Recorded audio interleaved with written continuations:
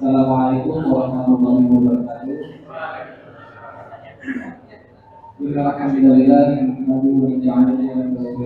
wa na'udzu billahi min shururi anfusina wa min sayyiati a'malina. Man yahdihillahu fala mudilla lahu wa man yudlil fala hadiya lahu. Asyhadu an la ilaha illallah wahdahu la syarika lahu wa asyhadu anna Muhammadan abduhu wa rasuluh la nabiyya wa rasulullah ba'd. Alhamdulillah, segala bagi Allah atas segala nikmat dan karunia yang telah memberikan kepada kita semua, sehingga Allah mampukan kita, Allah ingatkan langkah kita untuk dapat menghadiri undangan dari teman-teman DKM Masjid Riyal Islami dan Yayasan At-Taqwa dalam rangka tabligh akbar dengan tema bersihkan hati menyambut Ramadan suci. Alhamdulillah telah hadir dengan kita beliau Al-Ustaz Muhammad Abdul Ghani. Beliau merupakan salah satu pengajar di Pondok Pesantren Ulul Albab, yaitu di Kecamatan Jati Agung, Kabupaten Lampung Selatan. Untuk sedikit informasi, mungkin bapak-bapak bertanya-tanya, di undangan sama di banner namanya Ustaz Agus Supriyadi Teksi, sedangkan beliau adalah Ustaz Muhammad Abdul Ghani. Jadi sedikit informasi Pak ya. Qadarullah dari pagi dapat info bahwasanya beliau Ustaz Agus itu sedang tidak fit atau kurang sehat, kurang badan. Lalu beliau sempat memberi kabar bahwasanya insya Allah nanti kalau sampai pada zuhur sudah lebih baik, insya Allah akan berangkat. Namun qadarullah rencana ya tetap rencana Pak, Allah yang menentukan. Pada zuhur beliau sekitar jam 1 beliau memberi kabar bahwasanya beliau tadi minggu tanpa segala macam, dan mari kita doakan sama-sama semoga beliau Ustaz Agus Supriyadi diberikan kesembuhan Allah Subhanahu wa taala dan segala salawat serta salam semoga kita turunkan kepada Nabiullah Muhammad sallallahu alaihi wasallam, kepada keluarganya, kepada para sahabat, tabi'in, dan orang-orang yang senantiasa menjalankan sunnah-sunnah beliau. Selanjutnya, karena saya di sini untuk membacakan susunan acara pada malam hari ini, yaitu acara yang pertama pembukaan, acara yang kedua yaitu pembacaan tilawah dan sanad tilawah, dan acara yang ketiga yaitu materi atau inti dari acara malam hari ini, yaitu bersihkan hati menyambut Ramadan suci yang insyaallah disampaikan beliau Al-Ustaz Muhammad Abdul Ghani, dan yang terakhir adalah acara penutup.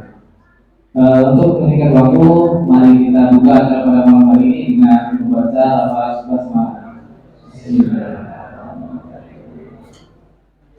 Dan untuk melanjutkan acara yang selanjutnya, beliau agenda berdua ini membaca tilawah dan sari tilawah merupakan usaha didik atau anak didik dari PPI Yayasan Dakwah Taqwa, yaitu agenda pembaca tilawahnya yaitu Adinda Sarah Adiza, dan pembaca sari tilawahnya yaitu Adinda Haninda Atif Marisa. Kepada Adinda berdua waktu tempat dipersilakan.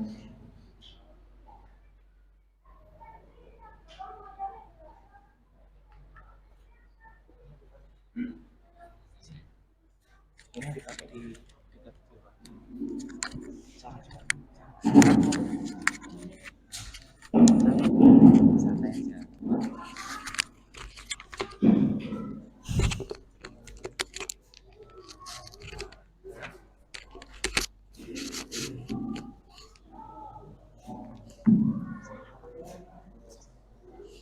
Assalamualaikum warahmatullahi wabarakatuh. A'udzu billahi minasy syaithanir rajim. Bismillahirrahmanirrahim.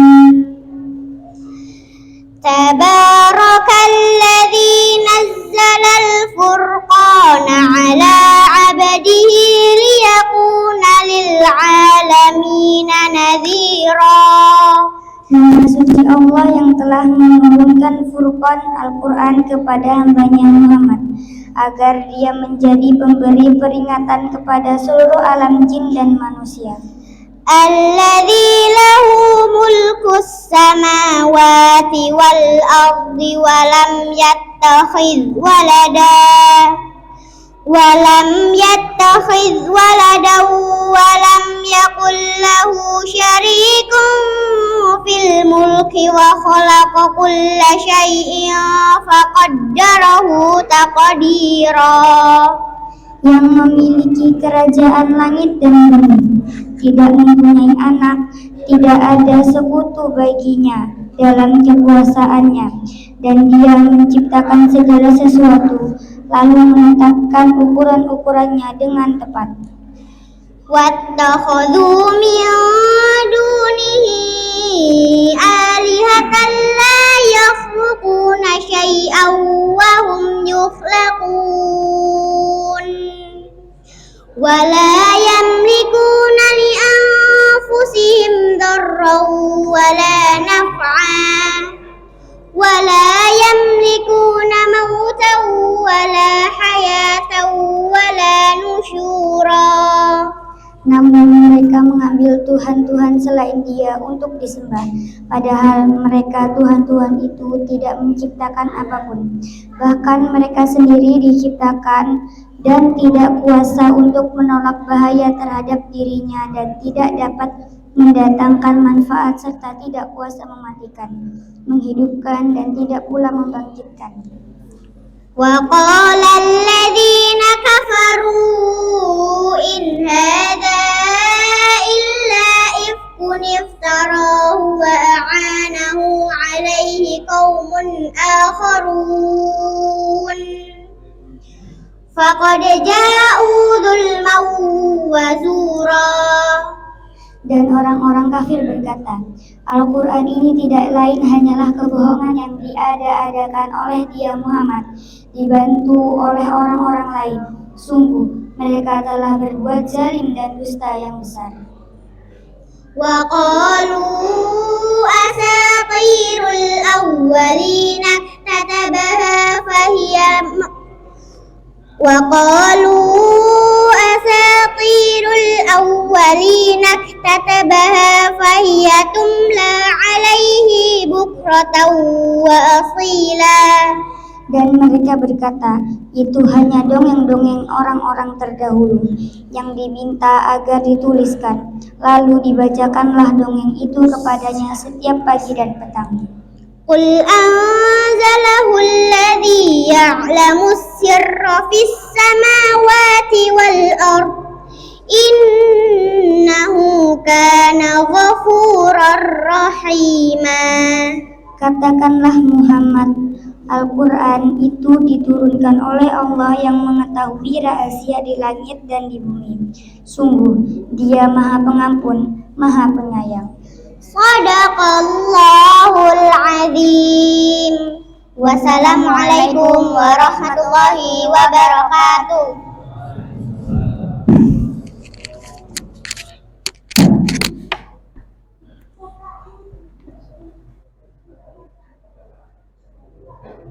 Mengingat acara selanjutnya yaitu acara nanti yang akan disampaikan beliau Ustaz Muhammad Abdul Mani kepada beliau waktu dan tempat.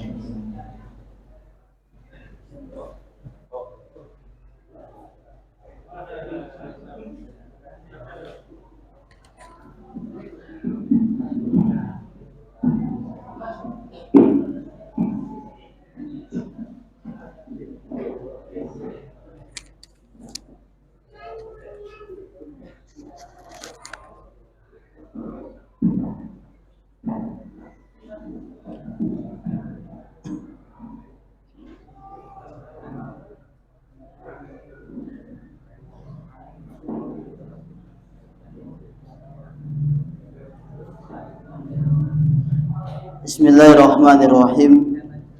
Assalamualaikum warahmatullahi wabarakatuh.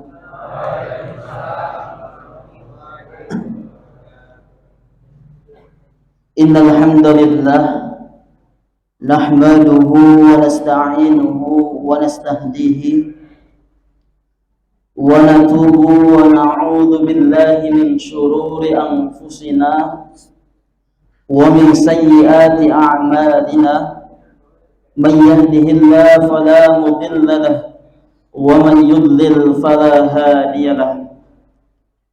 Ashhadu an la ilaha illallah wa ashhadu anna Muhammadan 'abduhu wa rasuluh la nabiyya ba'dah wa la rasula ba'dah.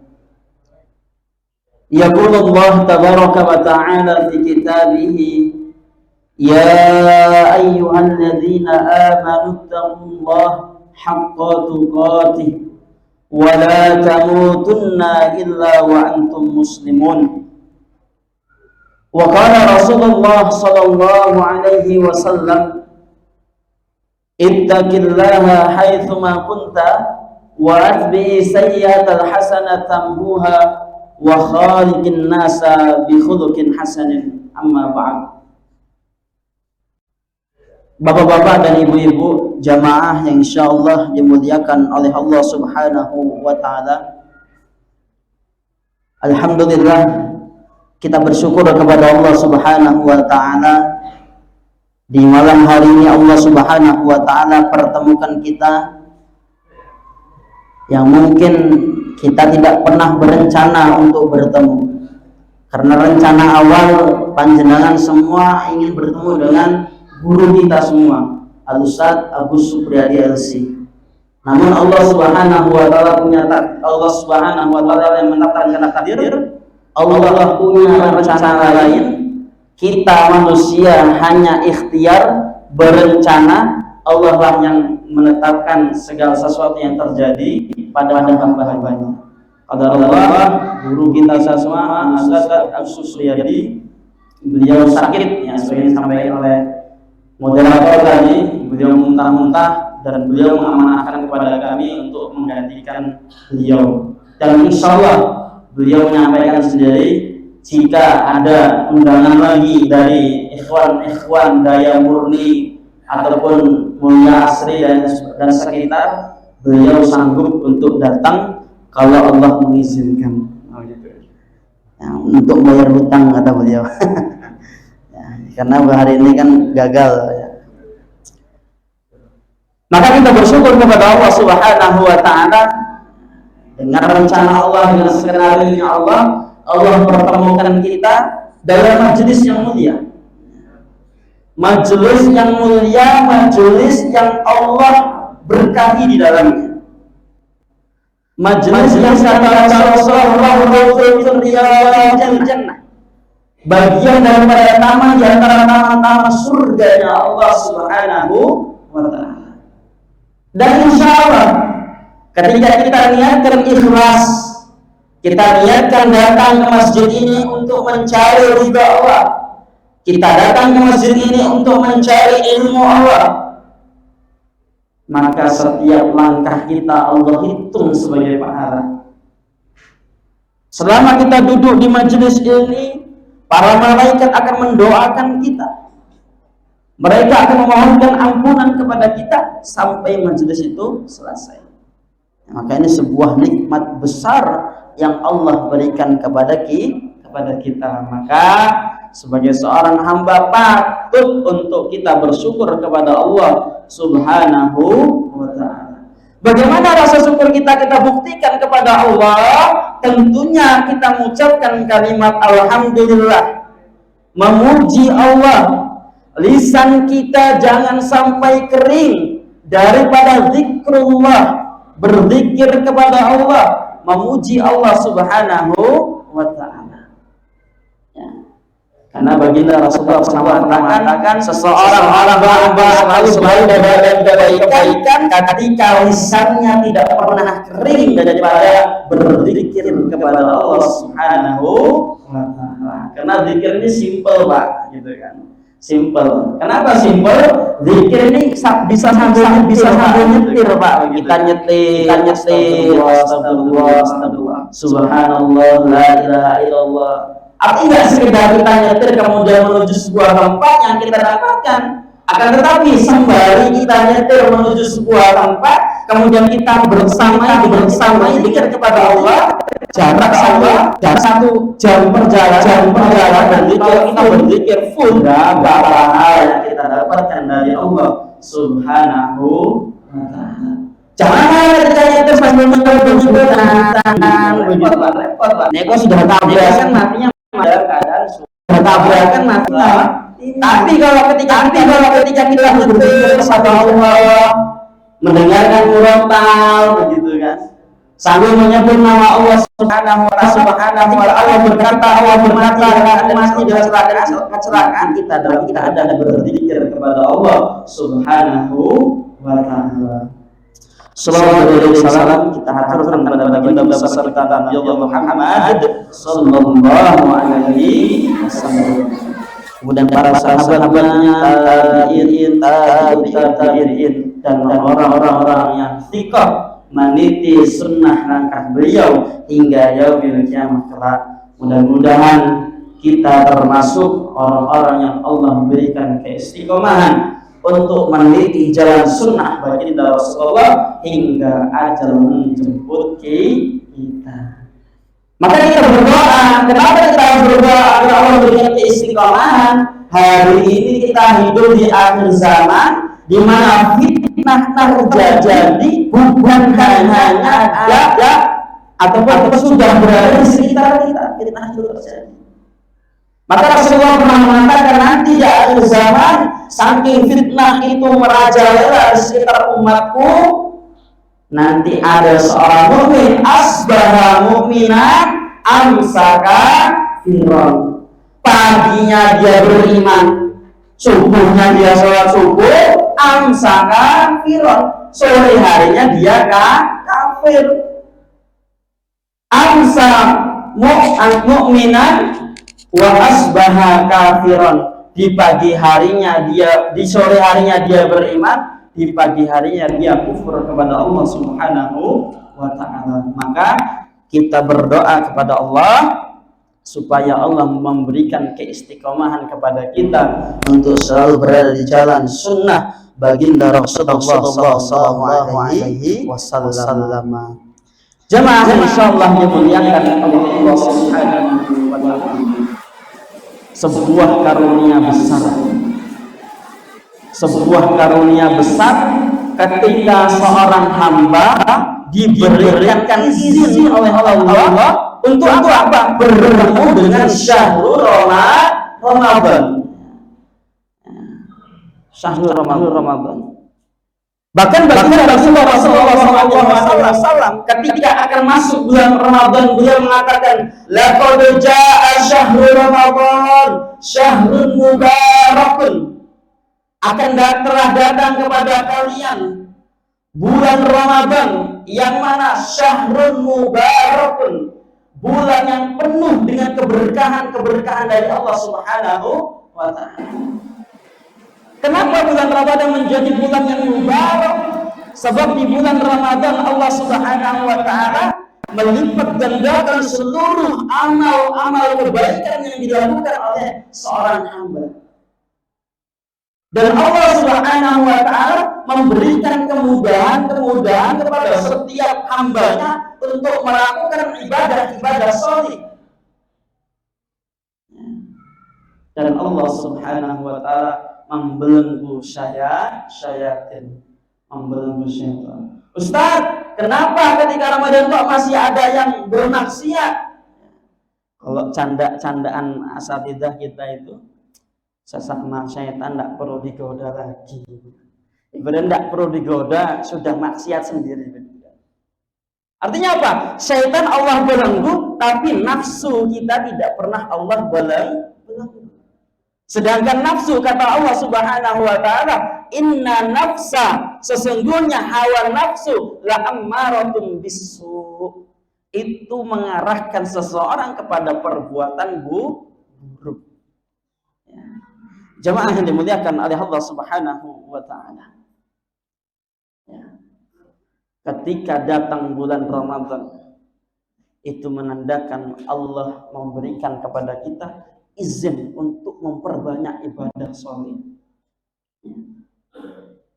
Maka mereka yang mendapatkan karunia bertemu dengan Ramadan, kemudian mereka tidak bisa memaksimalkan bulan Ramadan untuk beribadah kepada Allah, maka mereka menjadi hamba-hamba yang celaka.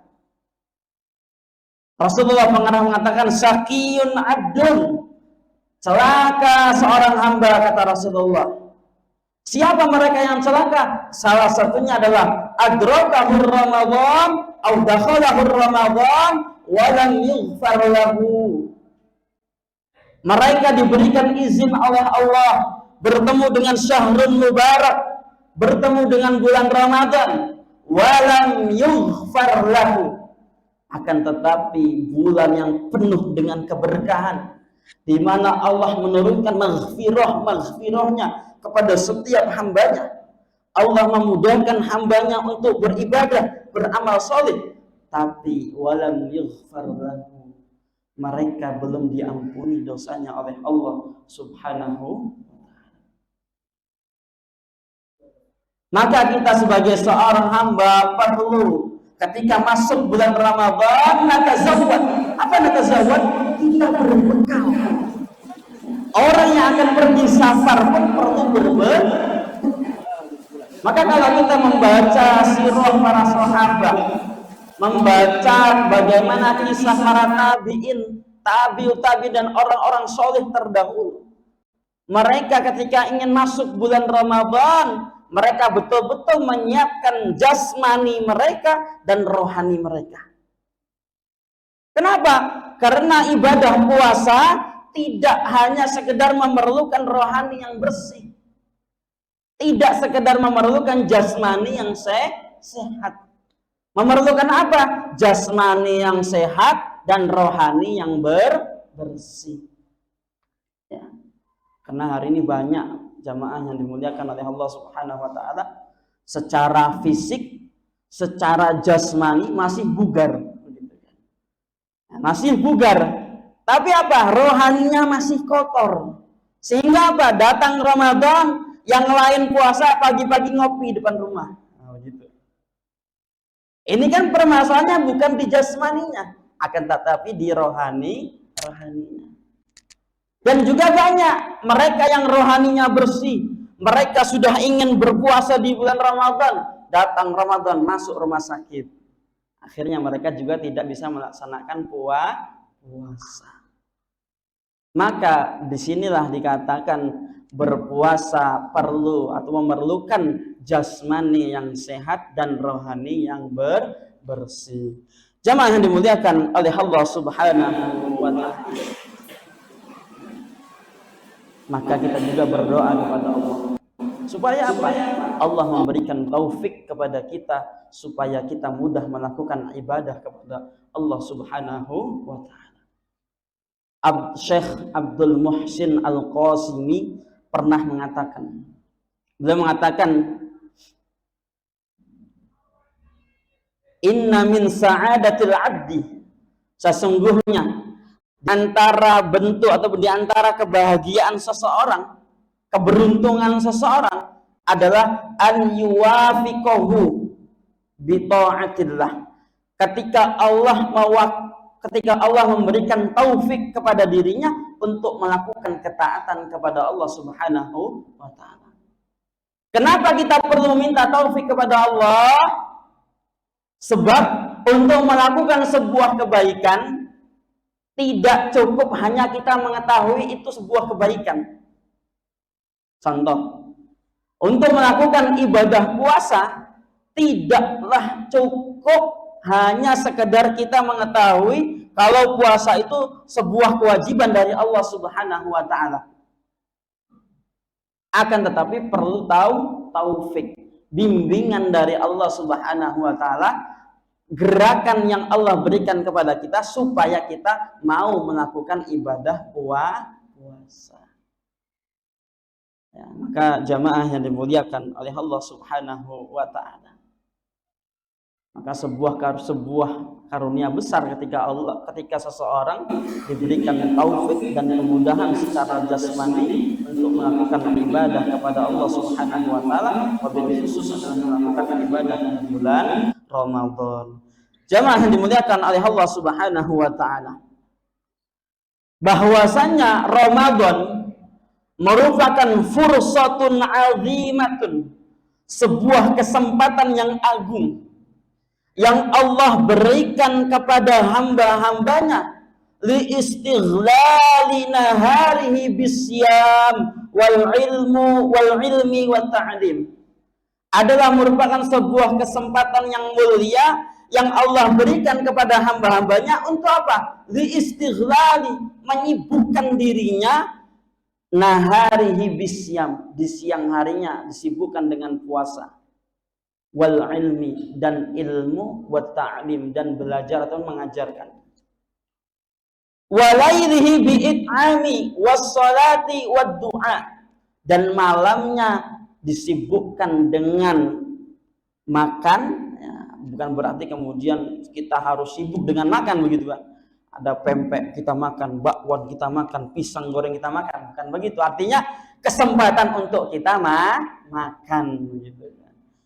Kemudian juga disibukkan dengan sholat malam, sholat tarawih, dan berdoa kepada Allah Subhanahu wa ta'ala.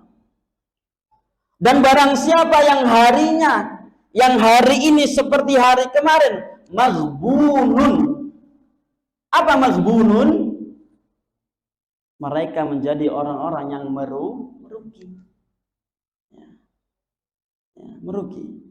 Kenapa? Orang yang merugi adalah ketika harinya itu sama seperti hari sebelumnya.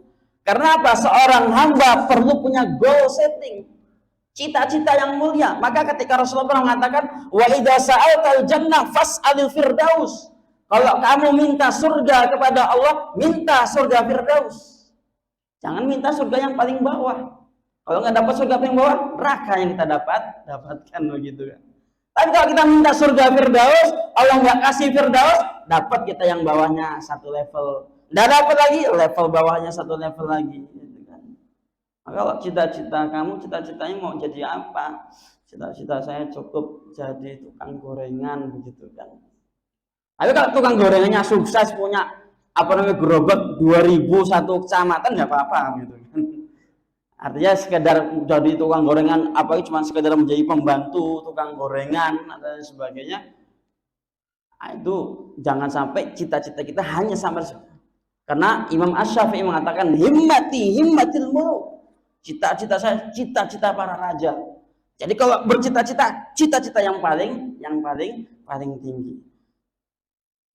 Wa kada man kana Ramadan indahu ka Sya'ban fa huwa maghbunun. Dan begitu juga barang siapa yang Ramadannya seperti bulan Sya'ban, maka maghbunun, dia menjadi orang yang merugi.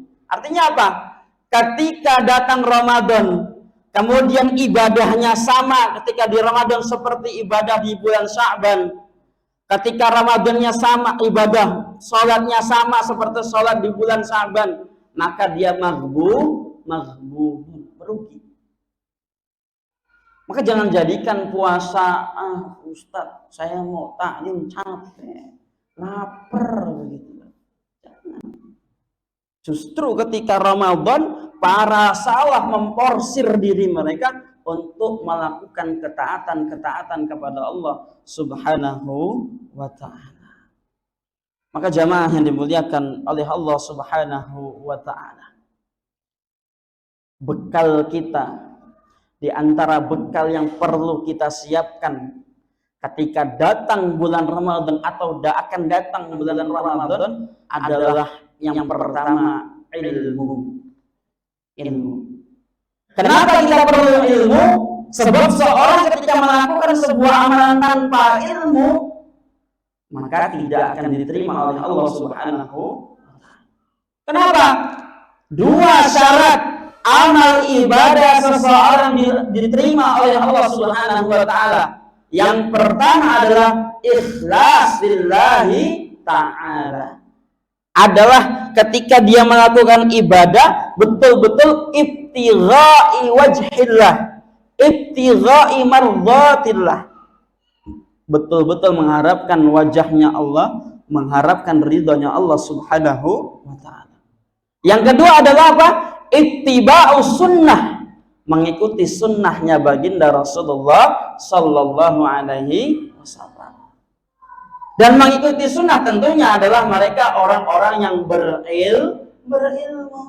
Bagaimana mungkin seorang hamba tahu akan sunnahnya Rasulullah, tata cara sholat itu subuh 2 rakaat begitu. Bagaimana mungkin dia tahu ketika dia tidak memiliki ilmu tentang sholat? Bagaimana mungkin dia tahu kalau puasa itu dimulai dari subuh sampai dengan terbenamnya matahari, kalau dia tidak pernah belajar fikih puasa? Nanti sekedar ikut-ikutan begitu kan. Ya kalau yang diikutinya yang betul. Nanti yang diikutin anaknya, puasanya dari subuh sampai zuhur, kan repot. Nah, anak saya juga puasa kok Ustaz, saya ikut-ikut saja gitu kan, repot juga begitu kan. Terus jenggotan sudah ubanan, puasanya sampai zuhur, kan repot gitu kan. Jamaah yang dimuliakan oleh Allah Subhanahu wa ta'ala. Maka sebagai seorang hamba, kenapa kita perlu menyibukkan diri dengan ilmu? Karena dengan ilmulah kita mengetahui mana yang benar dan mana yang salah. Dengan ilmulah kita mengetahui kemuliaan satu yang lain. Dan seseorang ketika dia mengetahui akan sebuah kemuliaan yang Allah siapkan dalam sebuah amalan, maka juhduhu, semangatnya untuk melakukan ibadah tersebut semakin tinggi. Nah, panjenengan kalau tahu Pak, panjenengan kalau tahu tentang keutamaan puasa, kira-kira tambah semangat puasanya atau tambah lemas puasanya? Semangat Pak ya? Kira-kira semangat puasa enggak ini tahun ini? Jangan lupa Pak, jangan cuma semangat, doa supaya tersampaikan dengan Ramadan. Kenapa? Karena kita udah tahu Pak, mungkin setelah kajian ini kita takziah ke tempat yang lain begitu kan. Ya, karena namanya umur kita tidak mengetahui. Karena kemarin jamaah bener Lampung itu mereka semangat, bahkan sudah bantu beres-beres masjid untuk menyambut Ramadan. Masuk pertengahan Sya'ban kemarin, Allah panggil 2 jamaah kita. Allah panggil untuk bertemu dengan Allah. Artinya kan sekali lagi, meskipun kita sudah berencana semangat nih Ustaz saya puasa, tapi kalau kemudian Allah tidak mengizinkan kita bertemu dengan puasa kan, ya kita tidak akan bisa melakukan ibadah puasa. Jamaah yang dimuliakan oleh Allah Subhanahu wa ta'ala, ketika kita mengetahui akan kemuliaan sebuah ibadah, tentu kita akan bertambah semangat untuk melakukannya. Contoh kemuliaan puasa, di antara amalan-amalan yang pahalanya unlimited berarti apa? Tanpa batas, adalah amalan ibadah puasa. Apa kata Allah dalam hadis qudsi? Fa innahu li wa ana ajzi bihi. Puasa itu milik saya, untuk saya, wa ana ajzi bihi. Dan saya sendiri yang akan membalas pahala puasa. Para ulama hadis ketika mensyarah hadis tersebut, ya, hadis qudsi tersebut, mereka mengatakan wa ana ajzi bihi, menandakan pahalanya hanya Allah yang tahu. Artinya tanpa batas. Pahala sholat berjamaah 27 derajat sudah dikatakan oleh Rasulullah. Pahala membaca Al-Quran falahu hasanah wal hasanah bi asyri amsalihha. Rasulullah sudah katakan 1 kebaikan dikalikan 10 kebaikan. Tapi kan pahala puasa Allah sembunyikan, wa ana ajzi bihi. Itu diantara keutamaan pahala puasa. Allah yang akan membalas dan pahalanya unlimited, tanpa batas. Lawang kita punya kuota tanpa batas saja sudah begajulan main internetnya begitu kan. Tiap hari download begitu kan, download ini, download itu, download ini, download itu. Buka hotspot semua orang, ayo hotspot saya begitu. Apalagi ketika kita diberikan oleh Allah pahala yang tanpa batas. Maka ini sebuah karunia besar yang Allah berikan kepada kita. Jamaah yang dimuliakan oleh Allah Subhanahu wa taala. Akan tetapi mereka yang tidak mengetahui akan sebuah keutamaan daripada ibadah, tidak mengetahui akan sebuah keutamaan amal soleh, tidak ada penyemangat untuk melakukan amal soleh tersebut. Saya ini puasa lapar-lapar, haus-haus, apa manfaatnya begitu kan? Ini orang-orang yang tidak tahu keutamaan. Itu kan. Mending saya siang bolong beli bakso tenis begitu, atau beli boba, gitu kan, atau lain sebagainya, atau es teh jumbo, seger begitu kan. Nah, ini mereka tidak tahu keutamaan pahala puasa. Padahal ketika mereka menahan hawa nafsunya, menahan dahaganya, menahan laparnya, mendapatkan ganjaran yang jauh luar biasa yang Allah berikan kepada mereka. Dan diantaranya orang yang ahlus shawm, mereka mendapatkan kesempatan masuk surga jalur pribadi, jalur pintu khusus. Apa pintu khusus yang Allah siapkan? Babur Rayyan, surga Ar-Rayyan. Itu khusus untuk mereka ahli puasa. Jadi masuknya khusus begitu. Azan dulu atau azan dulu? Nanti kita akan lanjutkan.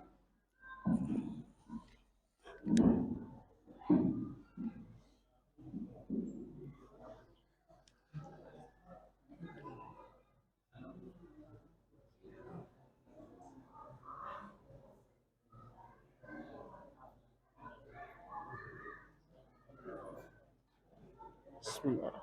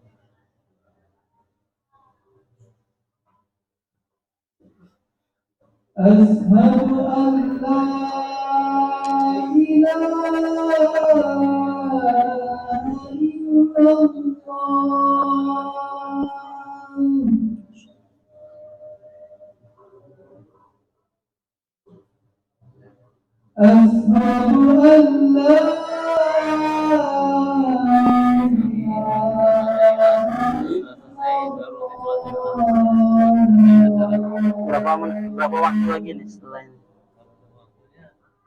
Sampai jam berapa kira-kira? Ayo.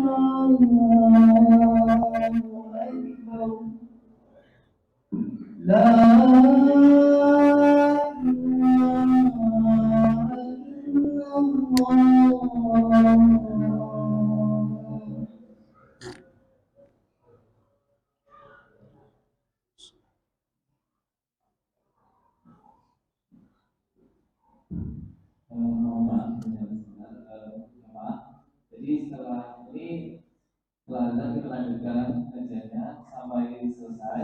Setelah itu kita sholat jamaah bersama.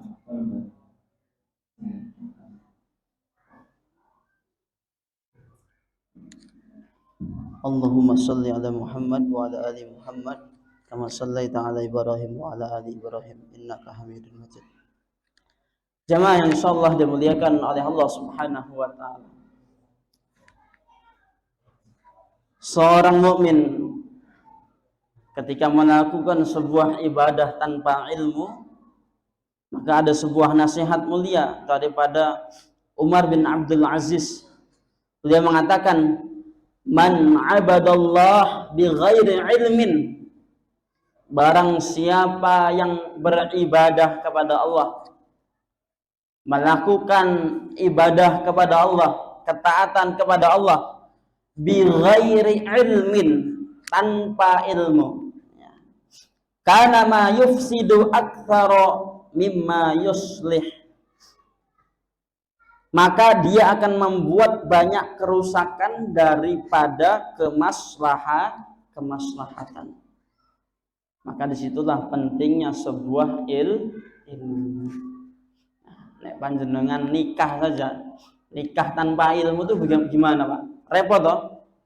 Ini habis nikah mau ngapain begitu kan? Kita repot, nggak tahu apa-apa begitu kan? Punya anak, nggak tahu bagaimana cara mendidik anak, mau dibawa kemana ini anaknya. Nah, ini juga akhirnya repot juga begitu. Nah, disinilah urgensi daripada ilmu. Maka Allah Subhanahu wa taala menurunkan Al-Qur'an, menurunkan firman-Nya yang pertama adalah tentang ilmu. Surat apa? Ayo, Wahyu pertama, surat apa? Al-Alaq ayat 1 sampai 5.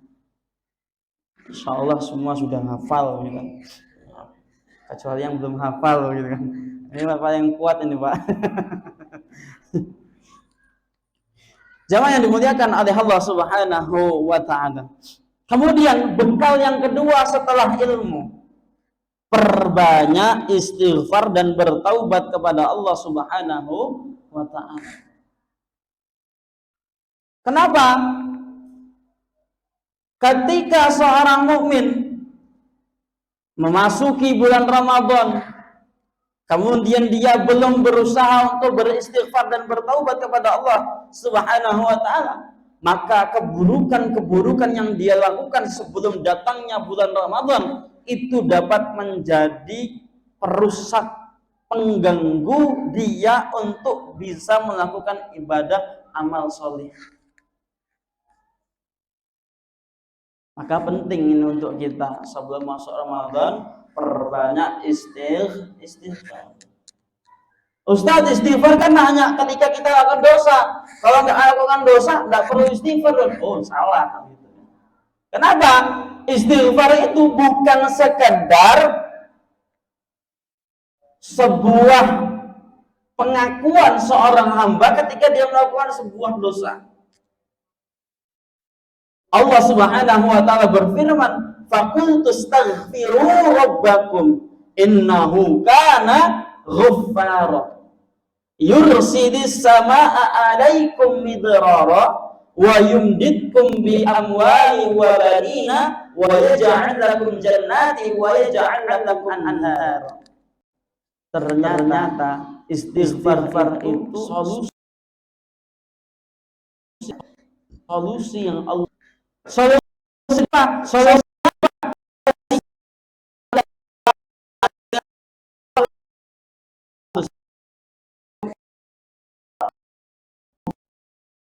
ketika dia menikah, nggak punya anak dengan istighfar, Allah akan memberikan mudah yang memiliki turunan.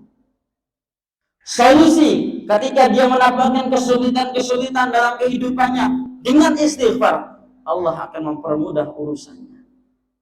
Dan ini sudah dipraktekkan oleh para salaf kita dahulu. Hasan al-Basri rahimahullahu ta'ala pernah didatangi salah seorang. Wahai Imam Hasan al-Basri, saya menikah begitu lama. Bertahun-tahun saya menikah. Kami sudah berusaha memohon kepada Allah untuk meminta keturunan dan sebagainya. Sudah berusaha ikhtiar. Akan tetapi belum diberikan keturunan. Maka solusi yang diberikan Hasan al-Basri satu saja. Bukan ke dokter untuk cek kondisi kesehatan. Apa solusi yang diberikan Hasan al-Basri? Istighfarillah. Istighfar kamu kepada Allah. Belum pergi orang pertama, datang orang kedua. Wahai imam, saya punya peternakan yang banyak, hewan-hewan ternak, tapi semuanya mati dengan seketika. Berikan solusi kepada saya. Solusinya yang diberikan adalah istighfarillah. Beristighfar kamu kepada Allah. Belum beranjak orang pertama, orang kedua, datang orang ketiga. Wahai imam, saya punya perkebunan yang begitu luas, semuanya gagal panen. Berikan solusi kepada saya. Istighfarillah. Beristighfarlah kamu kepada Allah. Semua marah. Wahai imam, engkau mempermainkan kami. Kami memiliki permasalahan yang berbeda-beda. Solusi yang engkau berikan hanya satu, istighfar. Kemudian Hasan al-Basri membacakan firman Allah, faqultu astaghfiru rabbakum innahu kana ghaffara yursilis sama 'alaikum midrara wa yumdidkum bi amwal wa banin wa yaj'alin jannatin wa yaj'al lakum anhar. Jemaah yang dimuliakan Allah Subhanahu wa taala. Kemudian juga selain daripada istighfar kepada Allah Subhanahu wa taala. Yang ketika di bulan Sya'ban, yang ketika di bulan-bulan sebelumnya kita masih melakukan kemaksiatan, kita masih melakukan kebohongan, kedustaan dan yang sebagainya, kita berdoa kepada Allah Subhanahu wa taala. Sebab apa? Ketika kita melakukan ibadah puasa, kebohongan itu masih melekat di dalam diri kita. Falaisa lillahi hajatun min an yada'a ta'amahu wa syarabahu. Rasulullah pernah mengatakan, barang siapa yang tidak bisa meninggalkan perkataan bohong, perkataan dusta, ataupun yang semisalnya, maka Rasulullah mengatakan, falaisa lillahi hajatun. Allah tidak butuh kepada siapa? Ayyada'a ta'amahu wa syarabahu. Daripada seorang hamba yang meninggalkan makannya dan minumnya. Artinya apa? Saum seseorang ketika dia melakukan saum di siang hari, kemudian dia masih berkata bohong, berdusta, kemudian menggibah dan lain sebagainya yang semisalnya, maka Allah tidak butuh dengan puasanya. Bukan berarti kemudian batal, Pak. Nah, banyak kan di antara anak-anak itu, wah bohong, batal puasa kamu. Bukan batal, akan tetapi merusak pahala puasa. Kalau batal, ya pembatal puasa kita sudah tahu, ya kan? Tapi merusak pahala puasa. Dan merusak itu bisa jadi mengurangi pahala puasa, bisa jadi habis pahala puasanya. Atau sangat-sangat bahaya. Artinya kita nahan dahaga, nahan lapar, tidak dapat pahala dari Allah Subhanahu wa ta'ala. Maka disitulah pentingnya kita bertaubat kepada Allah Subhanahu wa ta'ala. Supaya apa? Kejahatan, kemaksiatan yang mungkin kita lakukan sebelum datang Ramadan betul-betul sudah hilang dari diri kita. Kemudian kita masuk bulan Ramadan dengan hati yang suci, dengan hati yang bersih, dan kita bisa mendapatkan keberkahan bulan Ramadan. Jemaah yang dimuliakan oleh Allah Subhanahu wa ta'ala. Ketika menyambut bulan Ramadan, datangnya Ramadan tidak cukup dengan kita berbekal saja.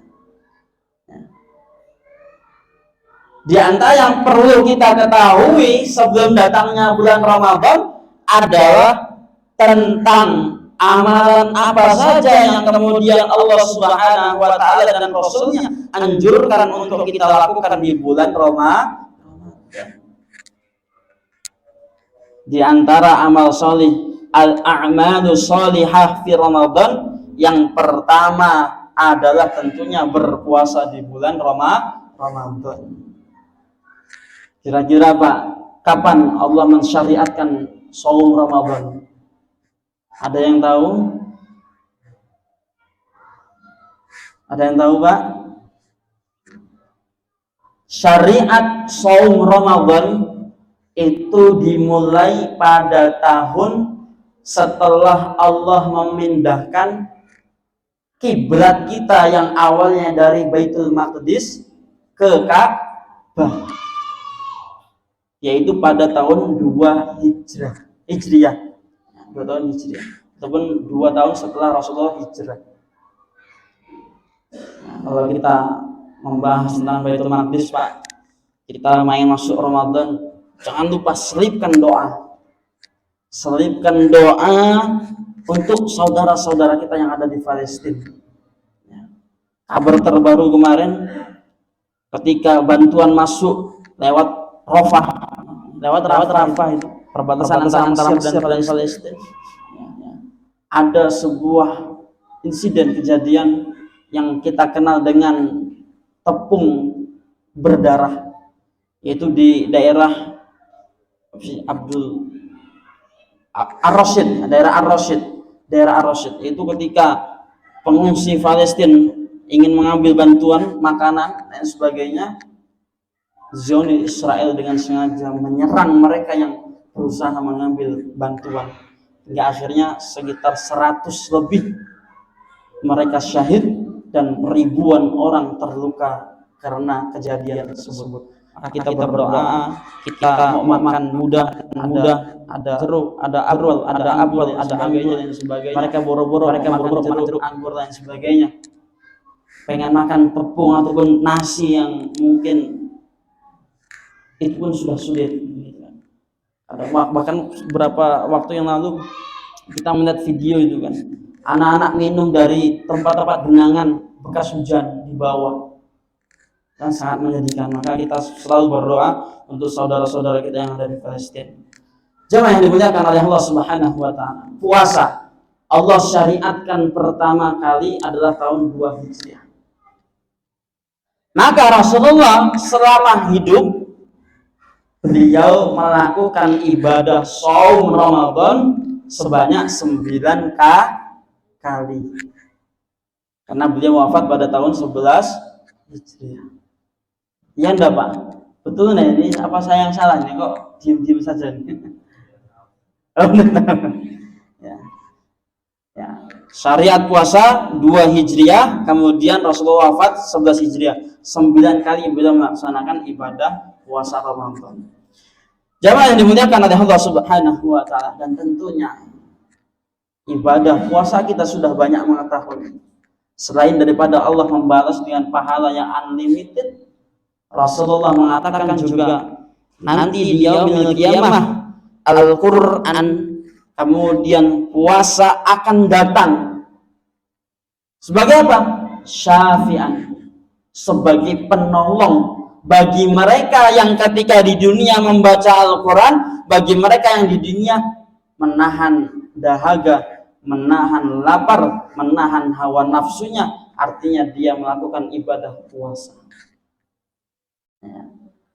Maka Allah Subhanahu wa taala mengatakan, ya ayyuhalladzina amanu kutiba alaikumusiyam kama kutiba alal ladzina min qablikum la'allakum tattaqun. Dan puncak daripada ibadah puasa itu bukan Idul Fitri. Hari ini mereka banyak disibukkan dengan persiapan Idul Fitri. Ya, Idul Fitri paling mewah deh Pak, bajunya paling mahal. Tapi 30 hari sebelumnya boro-boro puasa gitu. Tapi ketika sudah masuk Idul Fitri paling bahagia dia. Padahal puncak daripada ibadah puasa adalah la'allakum tattaqun, supaya kita menjadi hamba yang bertakwa.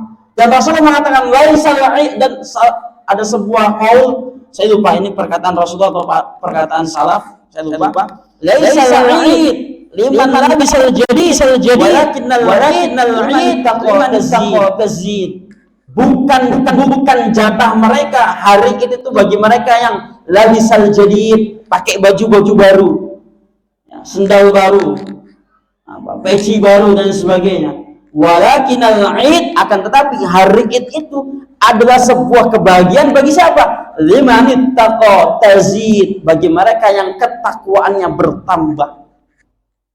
Bagaimana ketakwaan ini bertambah? Tentunya di bulan Ramadan mereka memporsir diri untuk beribadah kepada Allah Subhanahu wa ta'ala.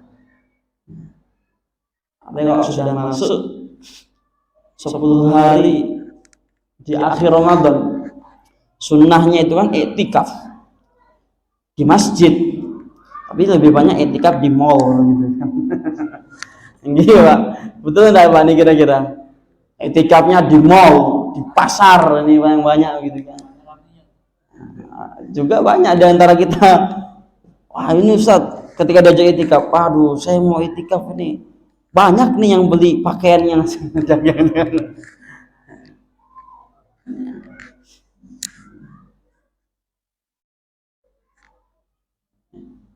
apalagi sudah masuk hari perpekan itu.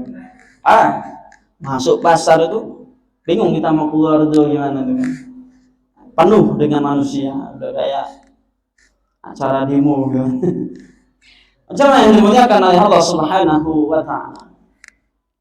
Maka di bulan Ramadan kita maksimalkan untuk beribadah kepada Allah, dan antaranya adalah puasa Ramadan. Kemudian amalan yang kedua yang dianjurkan ketika masuk bulan Ramadan adalah apa? Tilawatil Quran, membaca Al-Quran. Maka di antara kekhususan ataupun keistimewaan daripada bulan Ramadan adalah annallaha azza wa jalla anzala fihi al-Quran, di mana Allah Subhanahu wa ta'ala turunkan Al-Quran itu di bulan Ramadan. Maka para ulama banyak mengatakan syahrul Ramadan syahrul Quran, bulan Ramadan adalah bulannya Al-Quran. Bulannya Al-Quran. Allah Subhanahu wa ta'ala mengatakan syahrul Ramadan alladzi unzila fihi al-Quran hudan lin-nasi wa bayyinatin minal huda wal furqan faman syahida minkum syahra falyasum. Jadi Al-Quran itu Allah Subhanahu wa ta'ala turunkan di bulan Ramadan. Tanggalnya kapan Pak? Kira-kira waktunya? Ada yang bilang 17 Ramadan, ada yang bilang Lailatul Qadar. Kira-kira mana yang benar? Ayo, mana yang benar?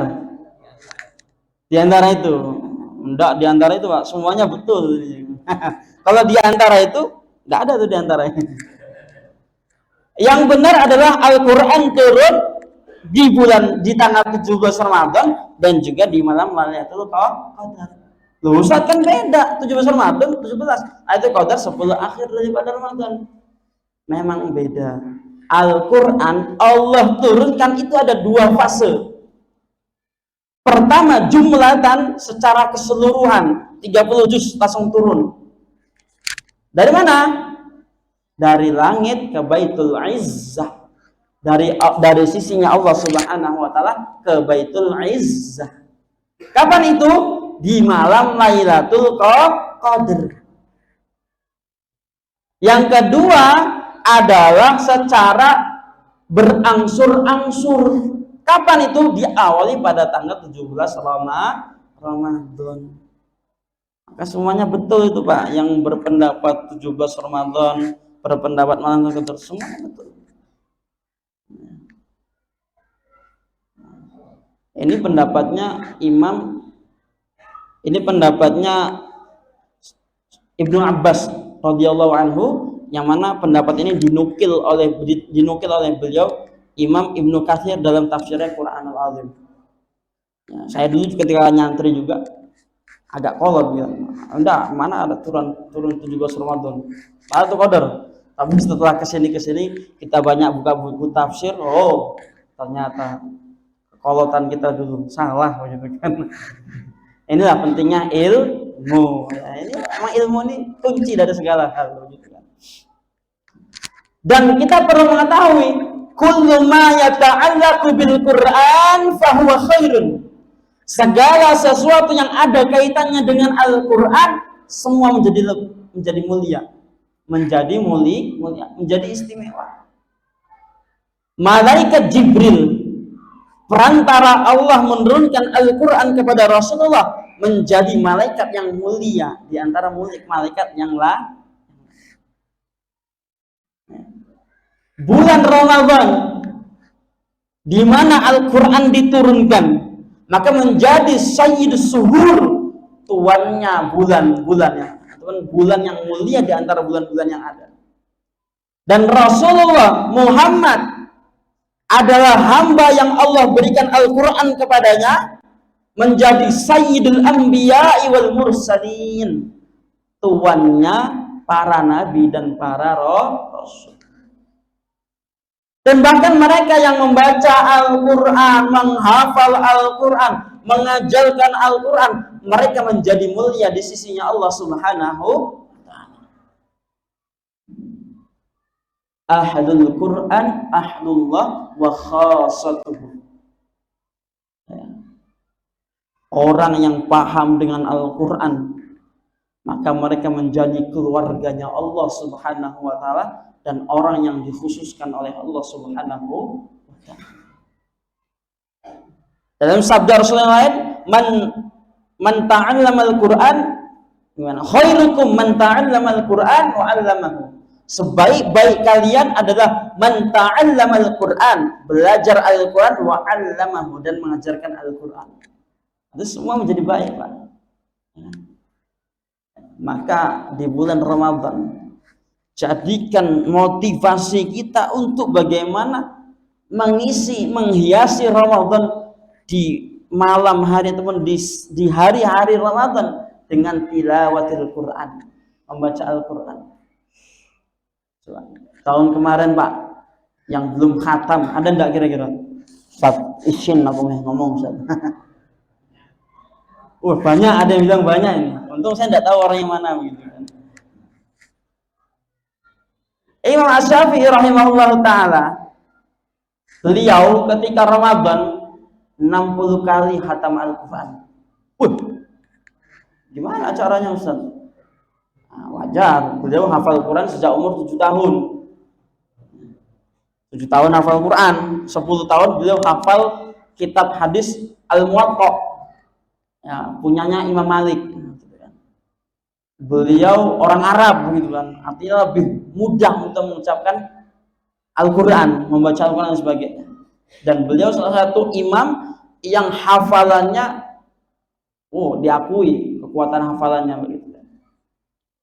Sebulan selama Ramadan 60 kali khatam Al-Quran. Ustaz, saya boro-boro 60 kali Ustaz. 60 halaman sudah syukur Ustaz begitu kan. 60 kali halaman. Tadi saya mengatakan wa idza sa'altal jannah fas'alil firdaus. Kalau kita punya cita-cita yang paling tinggi, maka kita bercita-cita di bulan Ramadan khatam Al-Qur'an sebanyak-banyaknya. Syukur-syukur satu hari 1 kali khatam. Bisa enggak Pak kayak gitu? Bisa kalau bacanya dalam hati. Kalau bacanya dalam hati Pak, enggak ada yang salah. Betul enggak? Mana ada yang salah dalam hati begitu kan? Nah cuma gumam doang enggak? Cepat sekali itu. Coba dites. 1 menit dalam hati membaca Al-Quran, bisa 1 juz itu, mengalahkan yang hafid Al-Quran. Maka baca Al-Quran itu dilafadzkan, lafadzkan. Jangan malu untuk salah, tapi malu ketika kita tidak khatam Al-Quran. Maka hari ini sekarang ditargetkan, kita buat goal setting kita di bulan Ramadan. Saya pengen khatam berapa kali nih? Minimal 1 kali. Bagaimana paling mudah? 1 hari 1 juz. Bagaimana caranya biar lebih mudah lagi? 1 kali waktu sholat berapa? 2 halaman ataupun 2 lembar. 2 halaman nggak nyampe nanti Pak. 2 lembar. Sebelum sholat 1 lembar, sesudah sholat 1 lembar. 2 berarti kan? Kali 5 waktu sholat 10 lembar 1 juz. Kecuali yang sholatnya 2 kali saja Pak dalam 1 hari. Nah ini tidak jadi dia 10 lembar begitu kan. Ini repot nih kalau sholatnya cuman sholat isya, itu pun pengen tarawih juga gitu kan. Cuman sholat isya sama sholat maghrib, nyari iftar jama'i di masjid-masjid. Nah repot nih kalau begitu kan. Kalau kita melaksanakan sholat 5 waktu, sebelum sholat subuh 1 lembar, sesudah sholat subuh 1 lembar, dan sampai isya begitu pula, 1 hari 1 juz, selesai. 30 hari 30 juz khatam Al-Quran. Dan malu Pak kita ketika kita meninggal dunia, kita dipanggil oleh Allah sama sekali belum khatam Al-Quran. Malu. Katanya Muslim, kitabnya Al-Quran, belum pernah khatam Al-Quran. Malu nggak kira-kira Pak?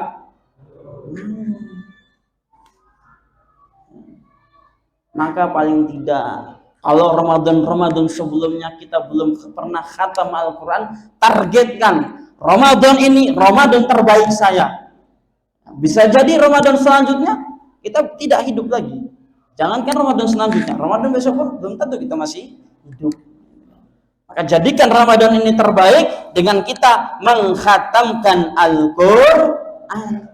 Insya Allah Pak, ketika kita membaca Al-Quran, mengkhatamkan Al-Quran, kita mendapatkan begitu banyak keberkahan daripada Al-Quran itu sendiri. Man qara'a harfan min kitabillah, mereka yang membaca Al-Quran satu huruf daripada Al-Quran, falahul hasanah, baginya 1 kebaikan. Wal hasanah bi asyri amsalihha, 1 kebaikan Allah lipat gandakan menjadi 10 kebaikan. Wala aqulu alif lam mim harfun, dan aku tidak mengatakan alif lam mim itu 1 huruf, walakin alif harfun, lamun harfun, mimun harfun. Alif itu 1 huruf, lam itu 1 huruf, mim itu 1 huruf. 3 huruf kali 10, 30 kebaikan kali 30 juz. Wow, siapa yang mau menghitung? Ada yang mau menghitung? Monggo silakan begitu kan. Buat sejarah Pak Panjenengan nanti masuk di website itu kan. Seorang yang menghitung pahala Al-Quran. Luar biasa. Maka disitulah jadikan Ramadan sebagai syahrul Quran. Hiasi Ramadan kita dengan membaca Al-Quran. Dan bacanya jangan hanya ikut-ikutan.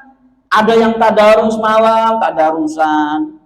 Baca Al-Quran itu bisa di mana saja selain di tempat-tempat yang Allah dan Rasulnya larang. Hiasi rumah kita dengan Al-Quran. Hiasi rumah kita dengan Al-Quran. Baca Al-Quran di rumah. Bukan hanya kita mendapatkan kebaikan ketika kita baca Al-Quran di rumah, itu juga menjadi pendidikan untuk keluarga kita dan anak kita. Oh, bapakku baca Al-Quran loh. Anak-anak yang termotivasi. Jangan cuma nak baca Al-Quran, dek istrinya, mah dan sebagainya baca Al-Quran, yang bapaknya main HP. Wah, ini repot begini Pak. Allah, ayah saja cuman scroll saja nyuruh kita baca Al-Quran begitu kan. Hanya repot kalau begitu kan. Karena contoh terbaik adalah uswah atau dari diri kita. Kita membaca Al-Quran, insya Allah tidak perlu kita perintahkan anak untuk baca Al-Quran, mereka akan membaca Al-Quran. Kita sholat di masjid, tidak perlu kita suruh anak kita sholat di masjid, mereka ikut dengan kita sholat di masjid. Kita rajin sedekah, tidak perlu kita perintahkan anak untuk sedekah, mereka akan rajin sedekah juga. Karena kita itu ada untuk diikuti oleh anak-anak kita. Siapa yang dimuliakan oleh Allah Subhanahu wa taala? Masih banyak sebetulnya amalannya, Pak. Sudah jam 8. Terakhir, yang terakhir adalah sholat malam, sholat qiyamul lail. Berapa rakaat, Pak, yang paling benar, Pak? Sholat tarawihnya? Hah? Semuanya kalau itu ada hadisnya, maka semuanya benar. Semuanya benar. Kalau saya membaca dalam sebuah kitab itu ada di antara sahabat yang mendapat jumlah tarawihnya sedikit dengan catatan memperpanjang bacaannya. Sudah 11 rakaat jalurnya qul huwallahu ahad. Qul huwallahu ahad tok. Nah, ini nyari paket mudah gitu kan. Ya kalau saya baca di beberapa riwayat itu yang mereka memilih rakaatnya sedikit itu dengan catatan panjang bacaannya. Panjang bacaannya. Mereka yang milihnya rakaatnya banyak maka diperpendek bacaannya. Milihnya yang 11 rakaat, kemudian dari inna atau inna ke bawah. Nah, ini biasanya ada di beberapa masjid begitu. Boleh nggak? Boleh saja jika itu menjadi daya tarik juga untuk orang-orang tua untuk sholat di situ, nggak apa-apa. Jadi kalau memang kita memperpanjang bacaan kemudian memberatkan jamaah juga itu sebuah kesalahan. Karena Rasulullah juga pernah menegur salah seorang sahabat yang dia sholatnya panjang bacanya, padahal di belakangnya ada orang tua yang sudah sepuh. Nanti gemetar orang tuanya, jatuh kan repot. Maka ketika kita mau sholat juga kita lihat dulu kondisi jamaah yang ada. Kalau sepuh-sepuh, ya normal-normal saja bacaannya. Kalau kuat-kuat, anak-anak muda gitu kan, santri-santri masih kokoh-kokoh gitu kan, 1 juz satu malam. 1 hari ramai, hari kedua bubar semua itu. Jamaah yang dimuliakan oleh Allah Subhanahu wa taala. Artinya sholat tarawih itu yang 11 betul, yang 23 betul. Yang enggak betul, yang enggak sholat tarawih begitu kan. Apa keutamaan yang Rasulullah janjikan kepada mereka yang sholat tarawih? Man qoma ramadhana imanan wa ihtisaban ghufira lahu ma taqaddama min dhanbi. Mereka yang berdiri untuk sholat di malam hari di bulan Ramadan, ghufira lahu imanan wa ihtisaban, dikarenakan iman mereka kepada Allah, wa ihtisaban, dan mengharapkan pahala dari Allah, ghufira lahu ma taqaddama min dhanbi. Allah akan ampuni dosa-dosanya. Bahkan dalam sebuah sabda Rasulullah yang lain yang diriwayatkan oleh Abu Dzar, beliau mengatakan Innar rajula idza qama ma'al imam hatta yansarifa katabalahu qiyamun lailatun. Sesungguhnya seorang hamba, seorang laki-laki, idza qama ma'al imam, ketika berdiri bersama imam ketika sholat tarawih, hatta yansarifa, dari awal sampai bubar sholat tarawihnya, katabalahu qiyamu lailatan, dia akan dicatat oleh Allah Subhanahu wa taala salat semalam suntuk. Pahalanya besar dari Allah Subhanahu wa taala. Maka siangnya kita puasa, tilawatil Quran, malamnya kita sholat malam, sholat tarawih, dan juga tilawatil Quran. Dan juga yang terakhir, perbanyak sedekah. Mereka yang memberikan iftar kepada orang yang berpuasa, baginya pahala orang yang berpuasa tanpa dikurangi sedikit pun pahalanya. Jemaah yang dimuliakan Allah Subhanahu wa taala, mungkin ini saja yang dapat kami sampaikan. Mudah-mudahan bermanfaat bagi diri kami pribadi dan tentunya kepada seluruh jamaah semua. Bila ada salah kata, saya pribadi mohon maaf, mohon ampun kepada Allah Subhanahu wa taala. Wabillahi taufiq wal hidayah. Assalamualaikum warahmatullahi wabarakatuh.